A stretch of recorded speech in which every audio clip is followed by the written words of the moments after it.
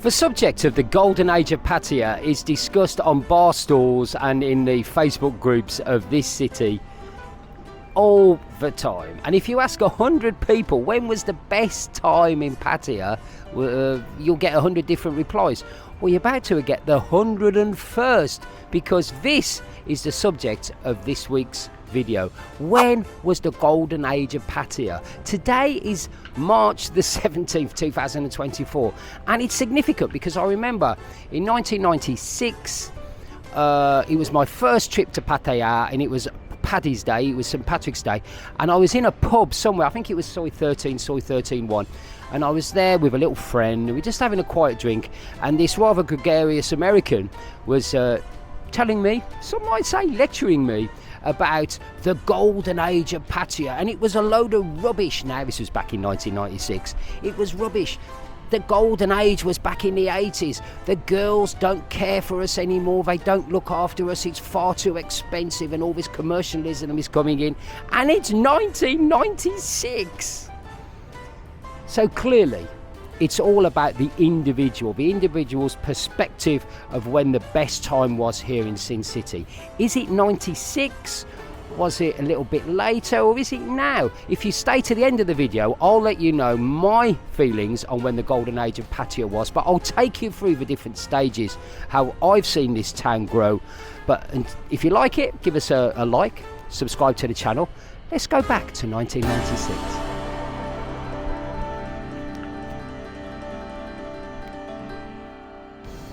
So 1996, what was it like here in Pattaya? Many people ask, and they say, oh, can come up with this statement, oh, it must have changed beyond recognition. And actually, I was thinking about it, and not really.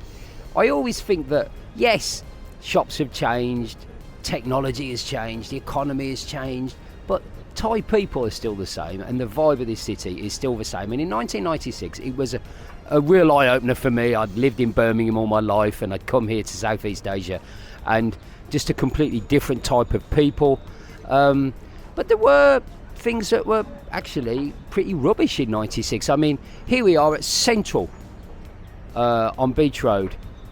It was going to be another 8 years. No, I'm wrong. 12 years until this was built. So there wasn't really much shopping. If you did do any shopping, it was always at, like, I can't remember if Mike's was built, but just small little shops where there wasn't really a lot to choose from. And food, well, I've always gone on about this. You had a English breakfast somewhere in a guest house or in a bar, and it was just congealed sausages and eggs, and there was always like a bit of fruit on there, and it was a load of rubbish, really. So yes, the bars were different. They were kind of individual. There weren't these bar groups, and this subject was prompted to me by an article, and I'll link it in the description down below, from Stickman, the columnist of many a year. Hi Stick, if you're watching. And he made a really good point in his article, and he said that these days, coming back to 2024, all the bars seem to be groups. Everybody wants to start an empire. You've got one bar. People say to me, when you were getting another bar? Well, okay, so I had another bar for a while, but do I really want another one? The bars back in 96 were all very individual bars. Some were owned by Phalangs, Westerners. Some were owned by Thai people. And they each had an individual sort of charm. But now, I've got to say, the bars are all look kind of the same. You can always tell if it belongs to this group or that group. But was it better? Well, it was certainly cheaper. And the girls, yes, the dreaded mobile phone. I'll come on to that. Wasn't here yet, but the girls were always reading books. You took them back to the hotel, and the first thing they did was turn on the TV. They weren't ever really interested in us.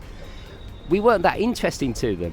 But yeah, I guess it was simpler times, but technology had yet to come forwards in the leaps and bounds that it has in the last 20 years. So 96, yeah, it was good. It wasn't much different to the way it is now.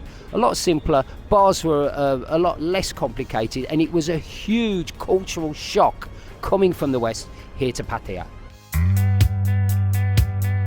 So let's come forward a little bit. We've come here in 1996. As I said, 2008, things started changing with this amazing shopping centre, and Beach Road went through its first redesign. I don't know how many redesigns we've had since then, but it's still been redesigned. And it was becoming a bit of an international place as well. I do remember I didn't come for about 6 months, about in 2005. And in 2006, I came and I noticed a massive change. And what that was the Russians were here. There must have been some kind of push by the Tourist Authority of Thailand, but I distinctly remember 2006 seeing a load of Russians here, and there'd always been flag followers from Southeast Asian countries like South Korea and Japan, but now Russians were here in en masse, and it was a little bit different, and the whole feel of the city was a little bit different. 2008 there was a huge financial crash, and I remember that high season. It did come, but it was very, very quiet. Was that the golden age, 2008, with that low sort of high season? Well, yeah, it was good. It was certainly good. But there was something that was happening in the go-go bars. And what it was 2 words that struck fear into every single tourist and mongerer that came to Pattaya. And I've never known why. And it was the words agency girls. In 1996, the economy of Thailand was ranked about 25th in the world.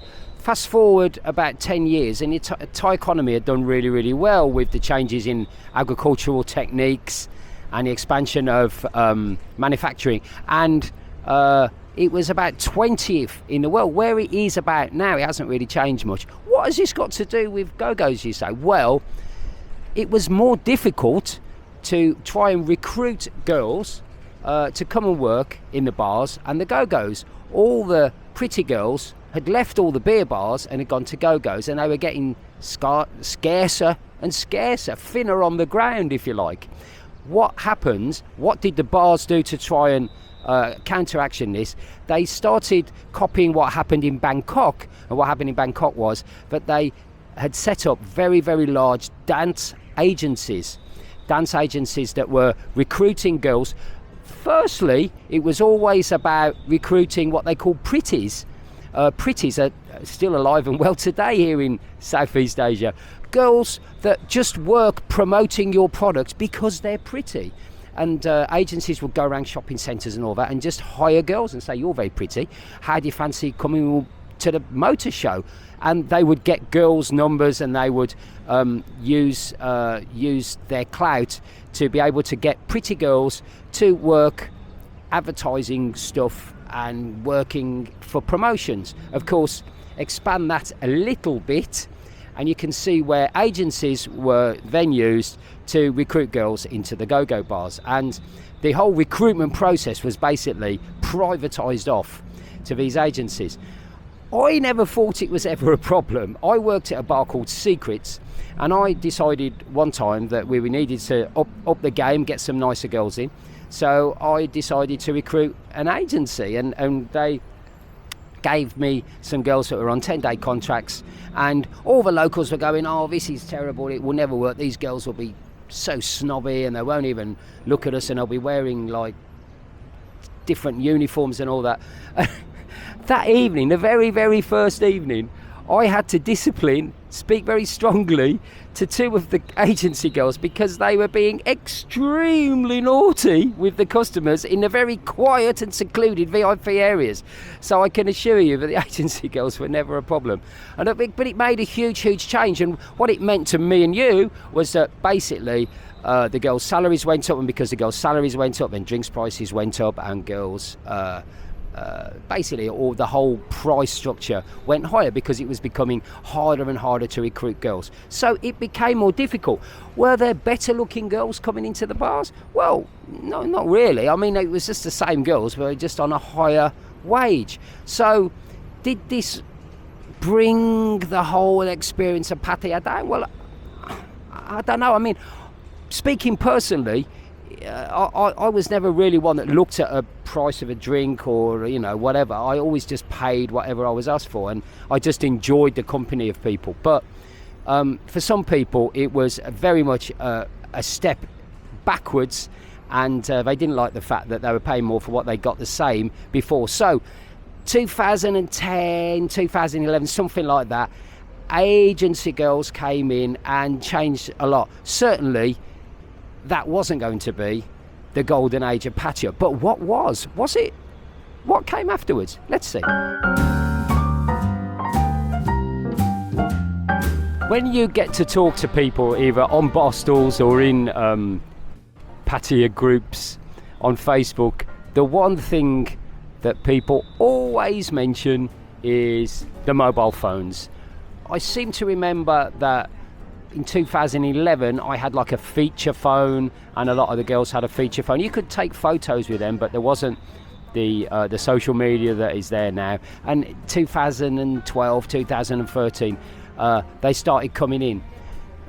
I've got a funny kind of, I don't think people are going to agree with me on what I think about mobile phones, and that is, what's good for the goose is good for the gander. And I think that as many people that complain about the girls being on their mobile phones, those people are on their mobile phones as well, right? There's enough customers that sit in bars glued to their phones as there are girls sat in bars glued to their phones. I'm not saying it's right, but they do. And I think one of the things that you have to remember is that Thais don't really compartmentalise their life the way that Westerners do, in that work and play and sleep are all different. That's why you always get security officers asleep at your hotel or somewhere. It's kind of just what happens, right?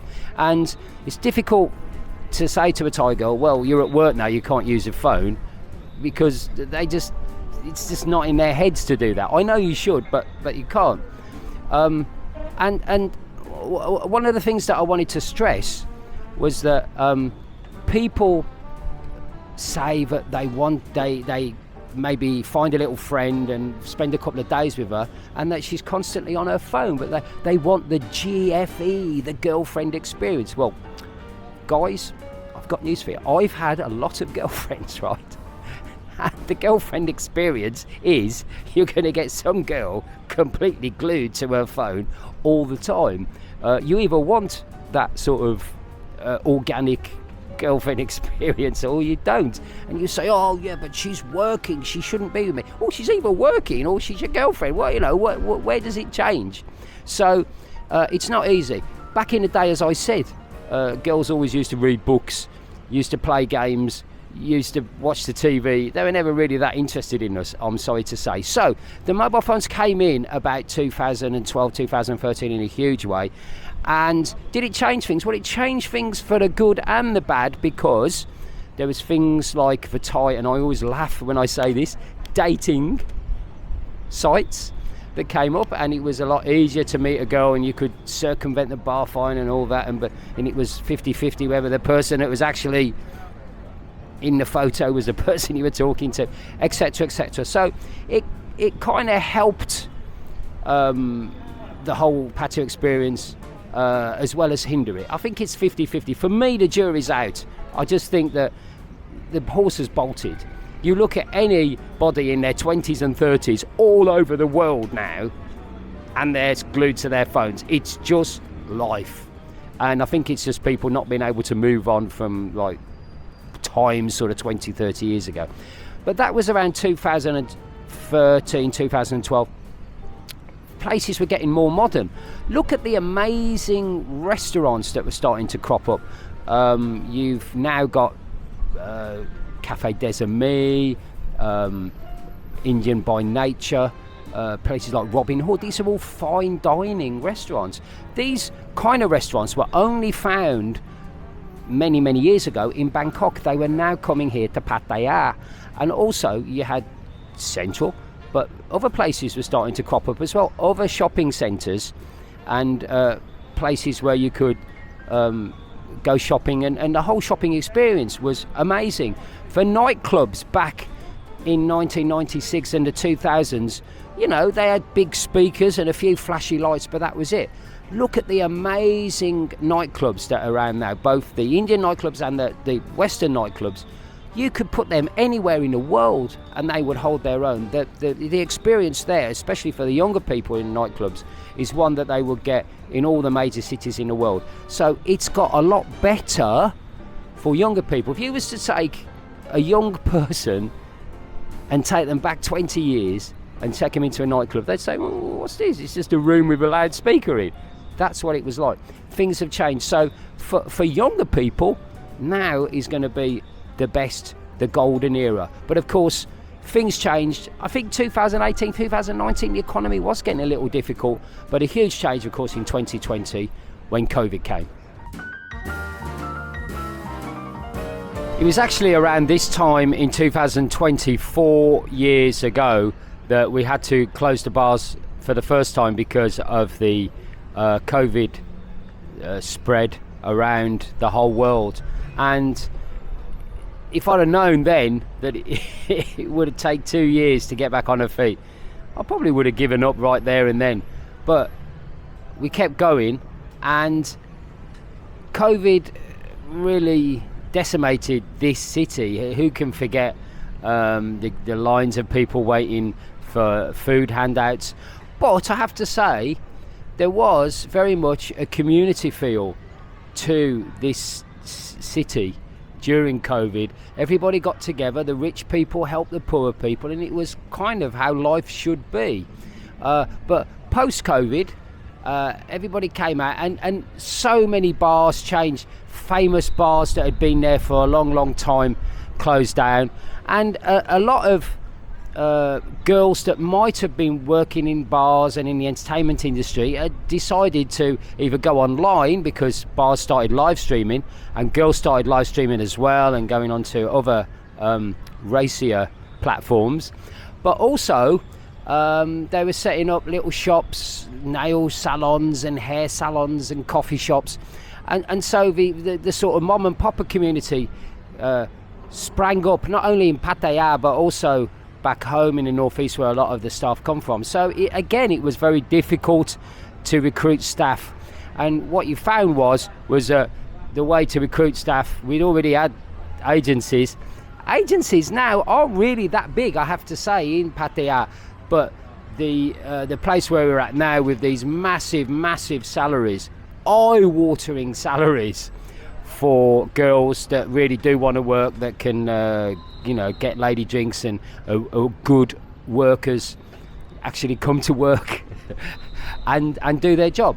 So prices have really multiplied massively, and now you're looking at eye-watering, I use the word eye-watering a lot, eye-watering prices to have a night's entertainment here in Pattaya. So I have to say, the golden age, is it now? Well, it's negative obviously, but prices have gone up. But you have Terminal 21. Look at all the 5-star hotels that are sprouting up all over Pattaya. Look at down by Cozy Beach and all those wonderful restaurants, the Chocolate Factory, Three Mermaids. Unthinkable even 10 years ago. And now you have those that are churning out fantastic food, Instagrammable places, and places that are really busy. And one thing I have noticed as well in the last sort of 10 years, or maybe I've just noticed it more, is that you get a lot more Hoi So Thai people coming down from Bangkok or coming up from Rayong. And so that changes things. There's a whole new set of places for people to go who are Thai. They don't necessarily just come to Walking Street. They certainly don't go to Soi Buakhao and all around there, but they're going to all the Mugata and the live music venues in South Pattaya. North Pattaya has always been popular with Thais, and those are getting bigger and bigger, and the nightclubs are getting more exciting. And so the whole place is a lot more modern. As the world becomes more dependent on the leisure industry, and as we become a lot lazier, if you like, and rank our leisure time higher, and have got higher priorities on our leisure time, So all these sort of things have become more important and more money has gone into them. So if you can still hear me with all the wind that we've got up here, what is the golden era of Pattaya? Was it back in 1996 when I first came, when the prices were different? It was all those little individual bars, and there was a lot of personality about the place. Was it when the prettier girls came in from Bangkok over 2010, 2011, or is it now when there's just this boom of leisure and luxury and opulence everywhere in Pattaya? No, I'll tell you when I think the golden age of Pattaya was, and I'm sorry to say you probably weren't here because it was during COVID. The second half of 2020, when the bars were actually open before they closed again at the end of 2020, that was, for me, the golden age of Pattaya, because for those 4 or 5 months there were girls that couldn't return home because the village people were not the pop group, the village elders were telling them, but just as a cowboy or a woman, were telling them, you can't return here, you've been with those dirty phalangs, even though it was actually the Chinese that brought the COVID. But anyway, so they couldn't go home, or they were definitely made to feel like they were not welcome back home in the village. So they stayed here. They were working in the go-go bars and the bars, and there were maybe a handful of go-go's open on Walking Street, but they were full of girls and not many customers, and it was definitely a time when you could smell the hunger around this town, and it was just amazing. Yes, there were no tourists, and I'm not knocking tourists. I love tourists. My whole business revolves around tourists. But at that time, the bars were open, girls were still here, but there wasn't the mass tourism that we have now. For those 4 months, when you were at home, that was the golden age of Pattaya. Sorry, Stickman, and sorry to you all. So, let me know what you're thinking in the comments down below, please. When was the golden age of Pattaya for you? Have you disagreed with anything I've said? I'm sure I'm going to get a few comments about mobile phones or whatever. But let me know in the comments down below. It is a two-way street on this channel. I can take criticism. You can sock it to me, don't worry. And don't forget, if you want to support the channel and you'd like to do things like pay for the equipment and the music and everything else that goes into making this channel the top channel that it is, then please join as a member from just £2 a month and get extra content like my personal vlog and also the Wednesday edition of Thai Girls Play Pool and all the archives of the live streams that we do here on the channel.